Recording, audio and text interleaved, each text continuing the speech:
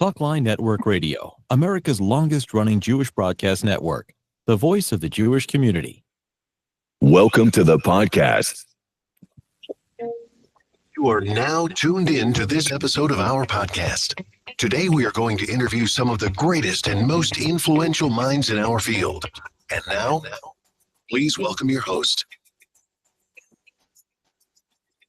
You're listening to Talkline with Zev Brenner, America's premier Jewish broadcast on the air since 1981. And we're back. It's always great to have Ken Abramowitz with us. He's chairman of American Friends of Likud, general partner in GN Capital. His book is called The Multi-Front War, Defending America from Politics of Islam, China, Russia, Pandemics, and Racial Strife. Welcome back. Good to have you back. Great to be here. You spent so much time in Israel. Now you're back in the United States.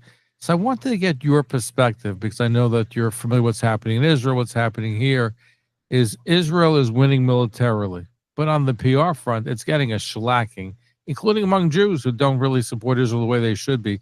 How could Israel change the PR battle and win? Because they're great in the regular battlefield, but in the PR battlefield, I have to tell you, they're lacking. They don't know. They're not a good player as Hamas. Hamas is really doing a much better job.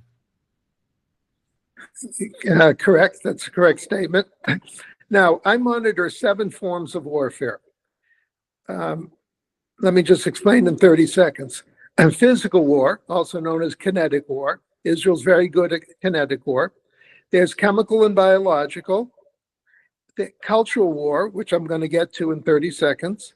Economic war, legal war, demographic war, and cyber. So those are the 7 forms of warfare.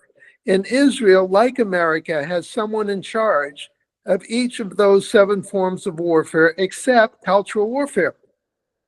There's no minister of culture or minister of cultural protection. I call it minister of truth. Now, the bad guys have a minister of propaganda. And that's the number one minister that they have, because they're not so good at physical war. So they compensate through what I call cultural or information war.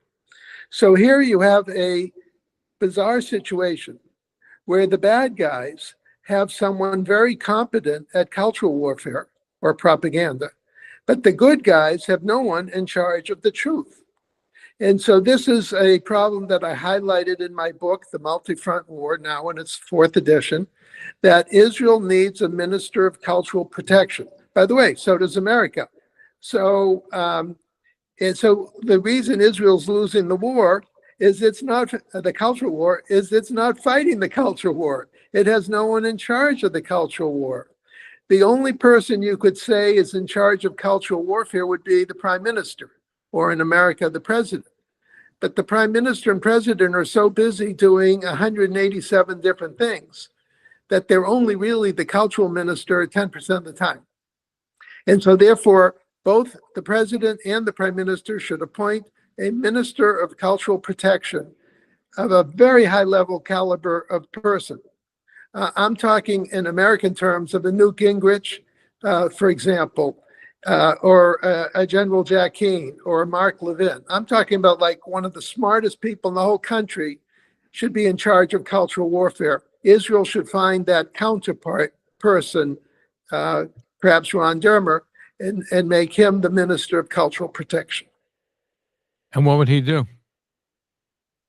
Well, he would do I should say things. he or she. What would he or she do? He or she. Think of it like a basketball game, or a football game. If I interviewed the coach and I say, "Coach, what's your function in life?"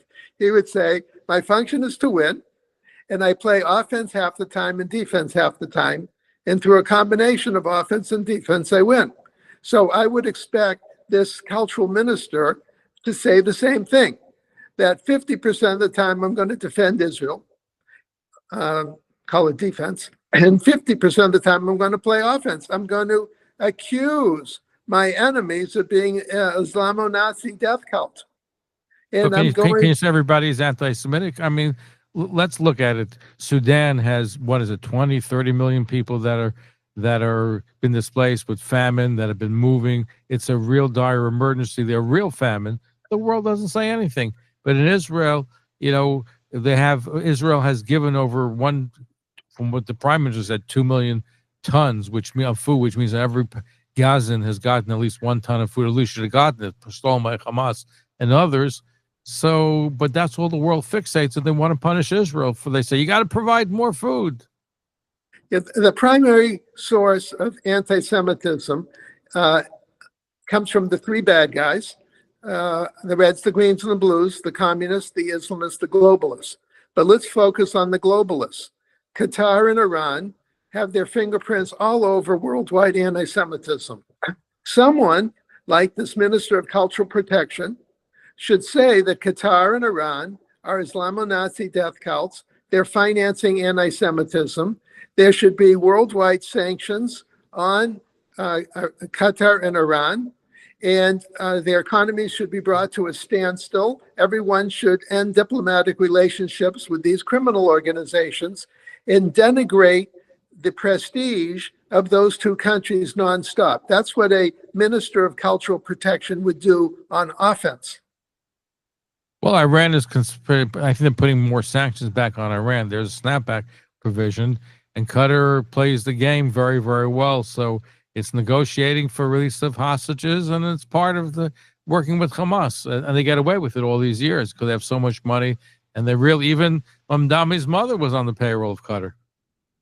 Yes, this Minister of Cultural Protection in Israel must work, by the way, the job that doesn't exist, must work with the Secretary of Cultural Protection in America, whose job doesn't exist, to coordinate activities together to go after the evil countries, to criticize the evil countries, to sanction the evil countries, to hurt diplomatic relationships with these countries, to drive them out of the United Nations, to isolate these criminal organizations. But since neither of these people exist, you can see there's no strategy to go after Iran and Qatar in this example.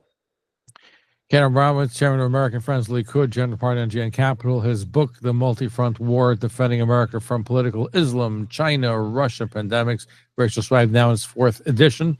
Thank you for joining us. And people should look at my website, SaveTheWest.com. SaveTheWest.com. Get my articles every 2 weeks, and they'll learn how to save our culture. By the way, as we're closing out, are you planning to apply for this position in Israel, the culture minister?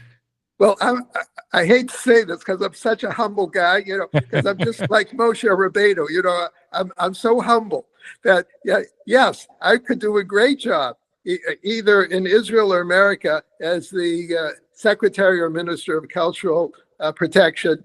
But maybe they don't have my phone number. That's why no one's called me. You probably need some protection to get the job. Anyway, Ken, thank you for joining us. Pleasure to be with you. Thank you for tuning in to Talkline with Zev Brenner, America's premier Jewish broadcast, the pulse beat of the Jewish community.